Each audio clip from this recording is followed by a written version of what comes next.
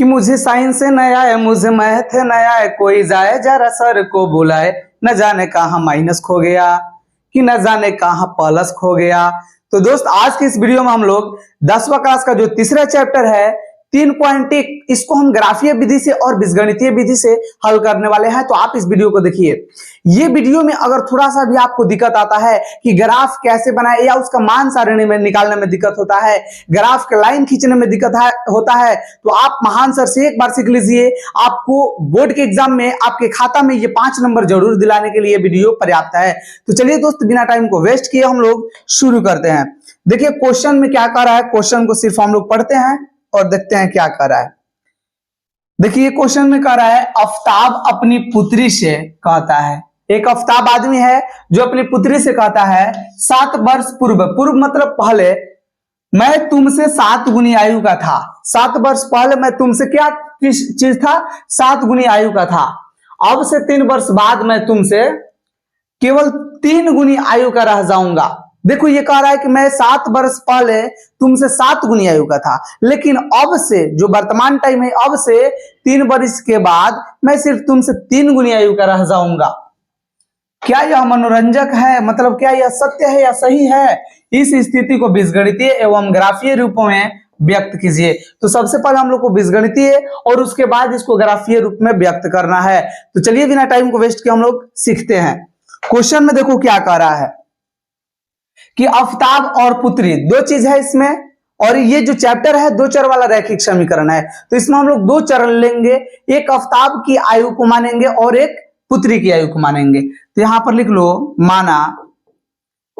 माना कि आफताब की आयु, माना कि आफताब की आयु, माना कि आफताब की आयु क्या है, x वर्ष है। मान लो दोस्त कि आफताब की आयु x वर्ष है और पुत्री की बता दो क्या हो जाएगा, पुत्री की आयु, इसको हम मान लेंगे कि y वर्ष है। अब बताओ कि जब 7 वर्ष हम लोग 7 वर्ष पूर्व जाएंगे, मतलब पहले जाएंगे, तो आफताब क्या होंगे, आफताब की उम्र क्या हो जाएगी, अभी तो 1 साल है, लेकिन 7 साल पहले और 7 कम कर दो। अभी देखो 1 साल का अभी वर्तमान उम्र 1 साल है और ये 7 साल पहले जाएंगे तो ये क्या हो जाएगा, 7 साल माइनस हो जाएगा, तो ये x माइनस 7 वर्ष के हो जाएंगे। ये तो दोस्त आपको समझ में आ गया होगा। और इसी प्रकार 7 वर्ष पूर्व, 7 वर्ष क्या चीज, पूर्व पुत्री की आयु, पुत्री की आयु बोलो क्या हो जाएगा, पुत्री की आयु क्या हो जाएगा, y माइनस 7 वर्ष हो जाएगा। क्योंकि ये अभी देखिए वर्तमान में y साल की है और 7 साल जब पहले चला जाओगे तो ये y अभी है, इसमें से 7 साल कम कर देना, ये 7 साल पहले की आयु बता देगा। इसको थोड़ा एज्यूम कीजिए, सोचिए जैसे मान लो कि अभी 12 साल के हैं और 7 साल पहले आप कितने साल के होंगे, तो इसमें से 7 माइनस कर दीजिए, आप 5 साल के होंगे। तो वही मैं यहाँ पर दिखा रहा हूं कि अभी y साल के हैं और 7 साल पहले क्या होंगे, y माइनस 7 साल के। तो ये तो अब सीख गए होंगे कि मैं क्या कहना चाह रहा हूं। चलो इसको मैं इरेज कर दे रहा हूं, एक्स्ट्रा चीज बोर्ड पर ना रहे तो अच्छा समझ में आएगा। चलो देखो यहां तक आप लोग को कोई दिक्कत नहीं हुआ होगा क्योंकि हमने आफताब की आयु को x माना और पुत्री की आयु को y। अब 7 वर्ष पूर्व देखेंगे तो आफताब की आयु x माइनस 7 और पुत्री की आयु y माइनस 7 हो जाएगा। ये अब कोई दिक्कत नहीं है। अब क्वेश्चन में हम चलेंगे और देखेंगे प्रश्न में एक तरफ देख लो, एक तरफ आफताब की आयु और एक तरफ पुत्री की आयु रख दो, x माइनस 7 रखो और एक तरफ y माइनस 7 रखो। ये 7 वर्ष पूर्व की आयु है दोस्त, क्या है, 7 वर्ष पहले की आयु है। अब देखो इसमें कह रहा है कि जो आफताब की आयु है इसके पुत्री से ये 7 गुना है, मतलब ये 7 गुना है, ये 1 है तो ये 7 है। तो अब दोनों को इक्वल करने के लिए बता दो अब हमको कैसा क्या चीज इसमें करना होगा। तो अब बोलोगे कि सर इस साइड जो राइट साइड में है इधर 7 से आप मल्टीप्लाई कर दो, दोनों इक्वल हो जाएगा। तो बोलेंगे कि सही है। कोई स्टूडेंट बोलेगा कि सर इधर 7 से डिवाइड अगर कर देते हैं तो ये तो कट जाएगा, इधर 1 हो जाएगा और उधर 1 तो है ही। तो आप कोई भी कर सकते हैं, या तो इधर 7 से डिवाइड कर दो, नहीं तो इधर 7 से मल्टीप्लाई कर दो। तो हम लोग मल्टीप्लाई करेंगे तो देखो आसान रहेगा, मल्टीप्लाई करोगे तो क्या होगा, कुछ आसान रहेगा। तो अब देखो क्या करेंगे, इधर हम 7 से मल्टीप्लाई जब करेंगे तो देखो ये जो है, जैसे मान लो कि ये 2 है तो ये 7 गुना ये ज्यादा है, तो ये 14 है। तो ये दोनों को इक्वल करने के लिए हमको इधर 7 से मल्टीप्लाई करना होगा। तो वही यहाँ पर हमने काम किया कि 7 से उधर मल्टीप्लाई कर दिया। बस इतना अगर समझ गए तो पूरा आप ग्राफ समझ जाएंगे। अब देखो क्या करना है, x माइनस 7 है। अब इधर देखो y को जब 7 से गुना करेंगे 7y माइनस प्लस माइनस हो जाएगा, 7 7 49 हो जाएगा। ये तो आप लोग समझ गए होंगे। अब देखो ये प्लस में उधर ही रहने दो। अब देखो ये माइनस में है, माइनस में 7 है, उधर जाएगा तो बता दो क्या हो जाएगा। ये माइनस में उधर जाएगा तो प्लस में, तो ये 7y और माइनस 49, और ये माइनस 7 है, जब इक्वल टू के इस साइड जाता है तो बता दो क्या हो जाता है, साइन चेंज हो जाता है, मतलब माइनस में है तो प्लस में हो जाएगा। अब ये हो जाएगा 7y और माइनस 49 में से जब 7 घटेगा तो ये 42 हो जाएगा। तो ये बता दो, इसलिए x का वैल्यू कितना हो गया, 7y माइनस 42। एक चीज पर आप हमेशा ध्यान दीजिएगा, जब भी बीच में इक्वल टू है तो इधर आप एरो का सिंबल दे दीजिएगा, या तो आप या लिख सकते हैं नहीं तो और लिख सकते हैं, और नहीं तो ये एरो का सिंबल दे दीजिएगा। जो एक नंबर से आप पिछड़ जाते हैं ये आपको एक नंबर वहां पर दिलाने के लिए पर्याप्त रहेगा। तो ये आप नियम कानून से अगर बनाना चाहते हैं तो आप लगातार देखते चलिए। तो यहां तक तो दोस्त आप लोग समझ गए होंगे। अब देखिए दूसरा में क्या कह रहा है, थोड़ा सा और हम आगे चलेंगे। चलो देखो दूसरा का क्वेश्चन में कह रहा है, दूसरा का बात क्या कह रहा है, इसको हम कॉपी कर लेते हैं और चलो दूसरा पेज पर। अब देखो यहां पर फिर समझना, ये 7 वर्ष तो हो गया। अब देखो अब से 3 वर्ष बाद, अब फिर मैं लिखूंगा, अब क्या लिखूंगा, फिर क्या लिखूंगा, अब से 3 वर्ष बाद क्या कर आयु, आफ्ताब की आयु। अब से बता दो, अब से 3 वर्ष बाद आफ्ताब की आयु क्या हो जाएगी, अब से 3 वर्ष बाद आफ्ताब की आयु क्या हो जाएगी, अभी x है और 3 साल बाद x प्लस 3 वर्ष के हो जाएंगे। और इसी तरह से पुत्री की आयु भी क्या हो जाएगा, पुत्री की आयु भी क्या हो जाएगा दोस्त, पुत्री की आयु क्या हो जाएगा, अभी y साल की है तो 3 साल बाद y प्लस 3 वर्ष की हो जाएगी। ये तो आप लोग समझ गए होंगे। अब देखो लिखेंगे, अब क्या लिखेंगे, प्रश्नानुसार, प्रश्न से, या आप यहां पर फिर लिख सकते हैं, यहां पर क्या लिख सकते हैं, अब देखिए क्या लिखेंगे, एक तरफ x प्लस 3 रखिए, मतलब जो पिता की उम्र है, और एक तरफ लिख दीजिए जो बेटी की उम्र है। बेटी की उम्र क्या है, y प्लस 3, ये 3 वर्ष के बाद y प्लस 3, और ये 3 वर्ष के बाद जो आफ्ताब की आयु है x प्लस 3 हो जाएगा। जैसे मान लो कि अभी 12 साल के हैं या 15 साल के हैं, तो 3 साल के बाद कितना हो जाएंगे, 15 3 18 जोड़ देना है, ये 3 साल बाद की आयु, 3 साल बाद की आयु आ जाएगा। तो वही हम यहाँ पर जोड़ दिए। अब देखो आगे कह रहा है कि 3 वर्ष बाद मैं तुमसे 3 गुनी आयु का रह जाऊंगा। कौन 3 गुनी रह जाएगा, ये तो इसमें उल्टा काम करना है। जब ये 3 गुनी रह रहा है तो इसमें 3 से गुना कर दो, बस हो गया। इतना ही प्रोसेस पर ध्यान रखना है। बाकी हम इसको क्या करेंगे दोस्त, इसको हम डिलीट करेंगे यहाँ से, और इसका हमें जरूरत नहीं है तो इसको भी हम हटाने के काम करेंगे।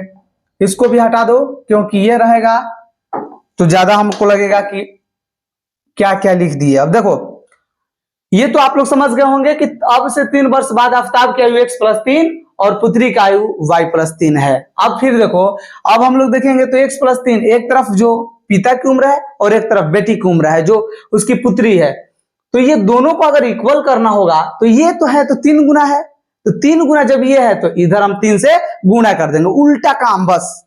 अब आगे बढ़ो, x प्लस 3 इक्वल टू, देखो y को 3 से गुना कर दो 3y, प्लस 3 को 3 से गुना कर दो 9। ये दोस्त आप लोग समझ गए होंगे।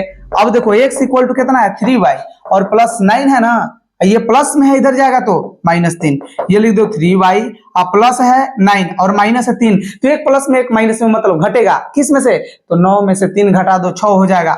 जिसमें से घटाया हो उसका साइन लिखना है, 9 में से घटाया हो प्लस है तो ये प्लस लिख देना, और ये x इक्वल टू आ गया। इधर बताओ क्या करना है, एरो लिखना है, इसको तो भूलना ही मत।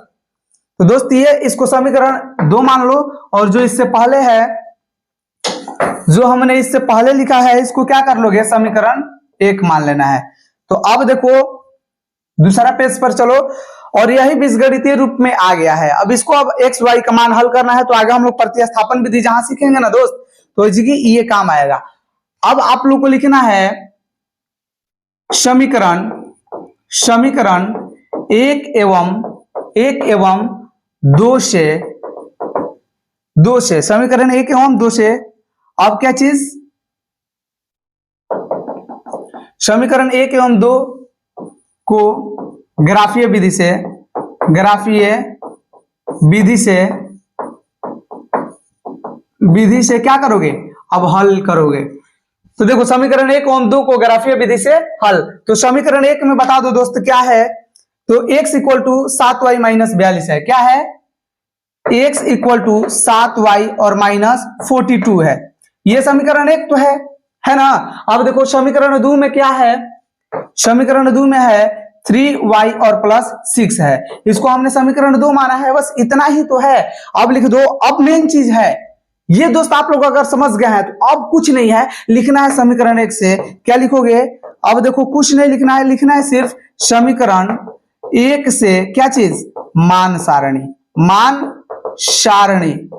अब ये मान सारणी अब हम लोग बनाएंगे, और ये कैसा मान सारणी रहेगा, तो इसमें आपको अपने से कोई भी वैल्यू रखना है, इसमें ज्यादा कोई उलझन और झंझट वाला चीज नहीं है। चलो इसको हम कलर चेंज कर लेते हैं। चलो ग्रीन कलर के मैंने किया, और इसके बाद इसमें कुछ खंदा बना देंगे। और देखो आप चाहो तो इसमें 3 बना सकते हो, नहीं तो 2 लाइन कम से कम इसमें खींचना है। देखो एक तो आपको ऊपर x रख देना है, नीचे y रख देना है। अब मान लो कि समीकरण 1 से हम लोग हल कर रहे हैं, समीकरण क्या चीज, 1 से मान सारणी निकाल रहे हैं। तो समीकरण 1 में क्या है, x equal to 7y minus 42। तो x इक्वल टू जो है इसको लिख दीजिएगा, क्या करिएगा, इसको लिख देना है।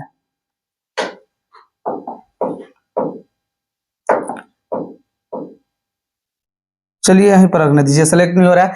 चलो देखो क्या करना है, x इक्वल टू बता दो कितना है। ये समीकरण 1 में देखो ये है 7y और माइनस 42, 7y माइनस 42 है।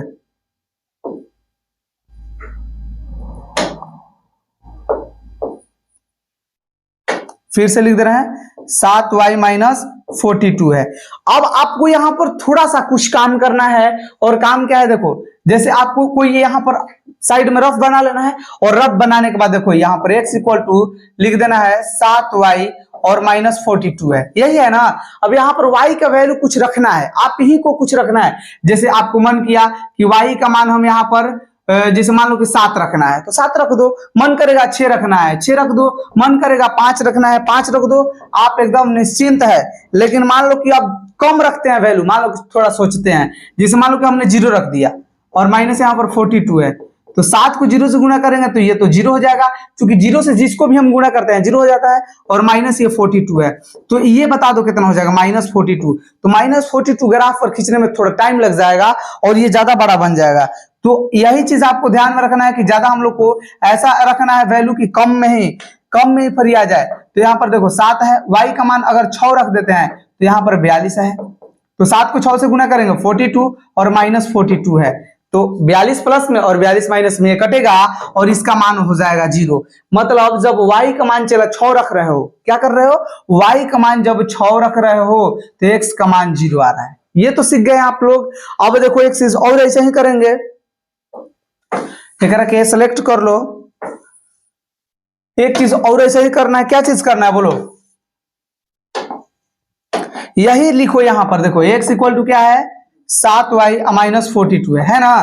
तो देखो यहाँ पर 7 और y का मान कुछ अलग से रख दो, ये तुम अपने से कुछ भी रख सकते हो, निफिकिर हो कि ये बोलोगे कि ये मानसा सर कहां से 7 ला रहा है, तो ये जरूरी नहीं है कि मानसा सर ही जो बोलेंगे वही सत्य होगा, आप जो चाहे लिख सकते हैं, कोई दिक्कत नहीं है। तो देखो 7 को 7 से गुना करेंगे और माइनस यहाँ पर लिख देंगे, बोलो कितना, माइनस यहाँ पर 42, 7 को 7 से गुना करो 49 और माइनस 42 है। 49 में से जब 42 कम करोगे तो कितना आ जाएगा 7। मतलब जब y का मान रखेंगे 7 तो x का भी मान आ जाएगा 7। y का हमने मान रखा यहाँ पर देख लो 7, तो ये देखो x का वैल्यू कितना आ गया 7 आ गया। तो इस तरह से आप रफ में इसको हल करके और यहाँ पर वैल्यू पुटिंग कर सकते हैं। ये चीज हो गया। अब समीकरण 2 से अब हम लोग मान सारणी निकालेंगे। क्या करेंगे, समीकरण 2 से मान सारणी निकालना है, इसको हटा लो।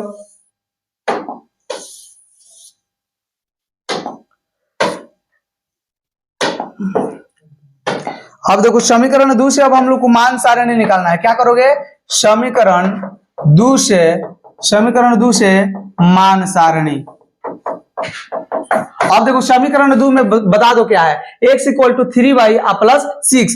तो जब मान सारणी चला निकाल रहे हो तो आप लोग को यहाँ पर एक सारणी बनाना होगा। क्या करना है, सारणी बनाना है, और इसी में हम लोग को मान रखना है कुछ कुछ।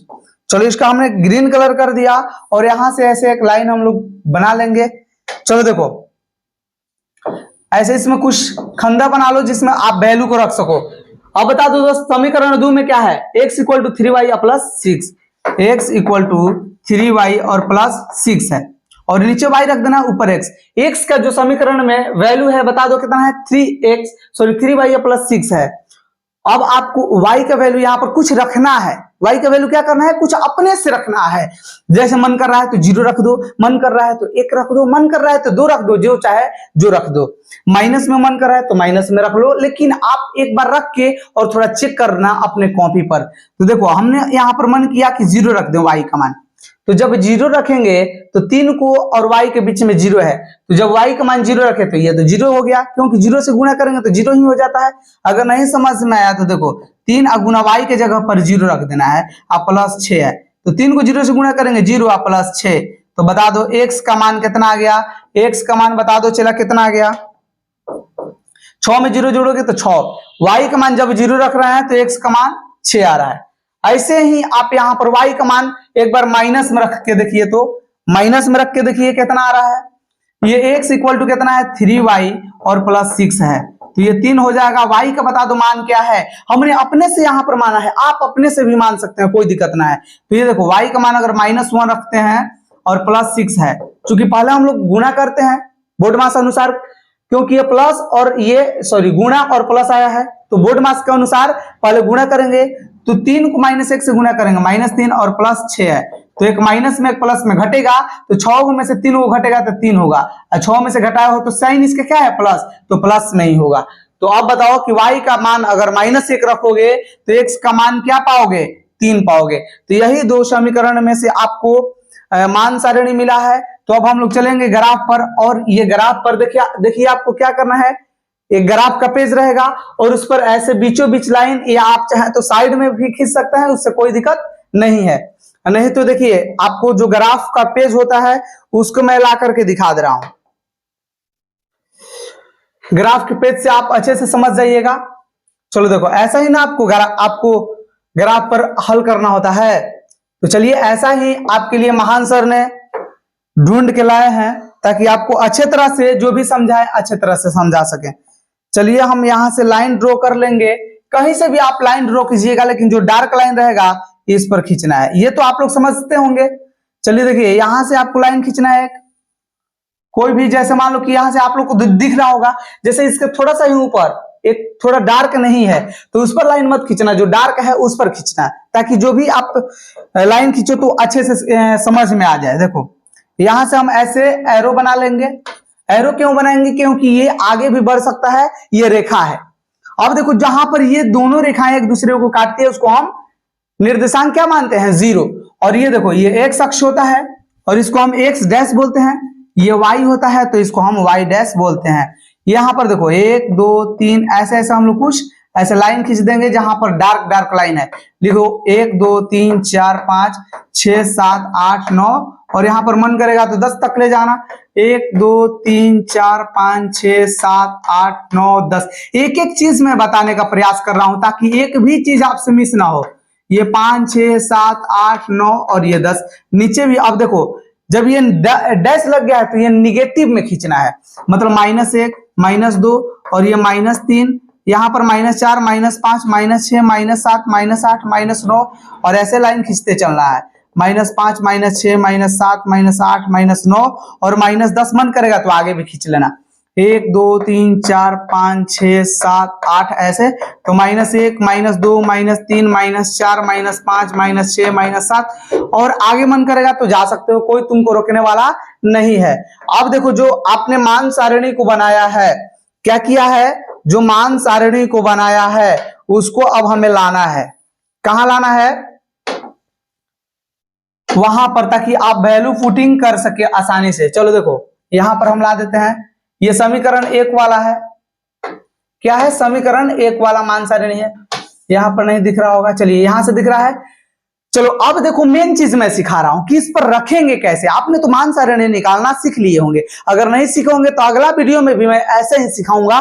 और इससे भी अगर नहीं समझ में आता है तो आप कमेंट कर लीजिए, मैं आपको एक स्पेशल तरीका से सिखा दूंगा।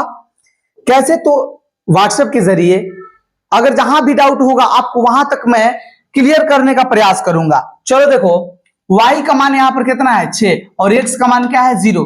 तो पहले x का मान लिखाता है, बाद में y का मान। तो देखो x का मान क्या है 0, तो ये तो x है, इस पर 0 कहां आ रहा है? तो बोलिएगा कि ये तो मूल बिंदु जो है यही तो 0 है ना। चलो यहां पर रेड कलर इसको कर लेते हैं ताकि आपको दिखाई दे। यही तो 0 है ना x अक्ष के लिए, और y अक्ष के लिए भी यही 0 होगा दोस्त। तो देखो ये 0 हो गया, तो y का मान कहां तक जाएगा 6। तो देखिए ये y है, नीचे आएंगे तो निगेटिव, ऊपर जाएंगे तो पॉजिटिव। तो 6 बताओ कहां मिलेगा? तो बोलोगे कि यहां सर है। अब देखो y का मान, सॉरी x का मान, पहले देखो x का मान 7, तो y का भी मान 7 है। x का मान देखो कहां तक, x का मान 7 है, तो यहीं पर मत बिंदु बना देना। यहां पर आपको तो बिंदु बनाना ही नहीं है, जो निर्देशांक है वहां पर बनाना है। देखो x का मान 7, y का मान 7, दोनों देखना है। x का मान 7 और y का मान 7, ये जहां पर दोनों जाके मिलेंगे, ये दोनों जाके जहां पर मिलेंगे वो निर्देशांक को देखो, इधर से 7 जा रहा है और इधर से 7 जा रहा है। सबको पता चल गया? देखो इधर से 7 और इधर से 7, जहां जाके कट किया वही उसका निर्देशांक हो गया। समझ गए? क्या समझे? यहां पर ये जो जाके देखो इधर से 7 और इधर से 7, जिस बिंदु पर जाके मिला वही इसका निर्देशांक हो गया। अब आपको इसी समय क्या करना है कि स्केल लेना है, और स्केल लेने के बाद बता दो दोस्त क्या करोगे, स्केल लेने के बाद इसमें लाइन ड्रॉ कर लेना। क्या करोगे? लाइन ड्रॉ कर लेना। इसमें लाइन आपको स्केल से बढ़िया से आपको मिला लेना है, ताकि थोड़ा सा भी इधर उधर ना हो। अगर थोड़ा सा भी हो जाएगा तो गड़बड़ हो जाएगा। मैं सोच रहा हूं कि ना गड़बड़ हो। चलो देखो ऐसे ही आपको देखो क्या करना है कि ये जहां पर है ये बिंदु, वहां पर स्केल और यहां पर स्केल, दोनों जगह आपको अच्छे तरह से मिला लेना है। और उसके बाद लाइन से आपको क्या करना है, आपको यहां से देखो ये बिंदु और ये बिंदु, दोनों बिंदु से होते हुए आप चाहे इधर तो जितना खींचना चाहते हैं उतना खींच सकते हैं, कोई नहीं रोकने वाला है। मच्छर बैठ जा रहा है। चलिए देखिए यहां से आपको क्या करना है, बोलिए ऐसे लाइन खींच लेना है जो ये दोनों बिंदु से होकर के गुजरे। अब इधर जितना चाह रहे हैं उतना खींच सकते हैं, कोई रोकने वाला नहीं है। तो दोस्त ये आप लोग समझ गए होंगे कि कैसे ये लाइन खींचा जाएगा। अब ये स्केल को हम काट लेते हैं और ये आप लोग समझ गए होंगे। चलिए ये आपको दिखाने के इति में ज्यादा उधर खींच दिया हूं, आप लोग ऐसे मत कीजिएगा कि पेज के उधर तक लाइन खींच दीजिएगा। तो ये आप लोग समझ गए होंगे कि ये दोनों बिंदु से होकर लाइन को हमें गुजारना है। अब देखो क्या करेंगे, यहां पर जो इसका निर्देशांक है लिख लो। ये निर्देशांक बोलो क्या है, पहले x का मान और बाद में y का मान। x का मान तो 0 है और y का मान 6, ये तो x का मान 7 है और y का भी मान 7 है, तो ये तो एक हो गया। एक चीज तो आप लोग सीख गए। अब इसी में समीकरण भी इसका लिख देना है, 7y माइनस 42 क्या है, x इक्वल टू 7y और माइनस 42। तो ये दोस्त आप लोग ऐसे बना सकते हो, अब इसमें कोई दिक्कत नहीं है। और इसी ग्राफ पर दूसरा भी जो ये मान सारणी आप लोग रखे हैं, इसका भी मैं जो वैल्यू है इसको भी उसी पर इसको रखना है। अब देखो क्या करेंगे, मैं इसको लाऊंगा और देखो क्या करूंगा, इसमें देखो 0 है और 6 है, y का मान 0 और x का मान 6 है। ध्यान से देखो y का मान 0 और x का मान 6, तो पहले x वाला ऑब्जर्व करेंगे। x का मान 6 है, देखो कहां x का तो ये है, और इसमें x का मान 6 कहां पर आएगा, यहां पर x का मान 6 कहां पर आएगा, यही ना है। और x का मान 6 हो गया तो y का मान 0, y का मान 0 यही है, तो 0 और 6 का निर्देशांक इसी बिंदु पर मिलेगा। तो अब बता दो कि इसका निर्देशांक एक मिल गया कि नहीं आपको। दूसरा देखिए y का मान कितना है, -1, y का मान कितना है, -1, और x का मान 3। तो x पहले देखेंगे, x देखो कहां है, यहां पर, x यहां पर है ना,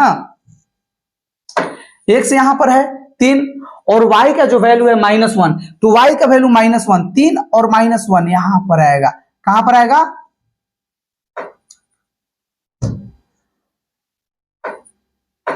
चलो देखो ये 3 हो गया, x का मान 3 और y का मान -1, ये दोनों के सामने जहां पर ये कट करेगा यही इसका निर्देशांक हो जाएगा।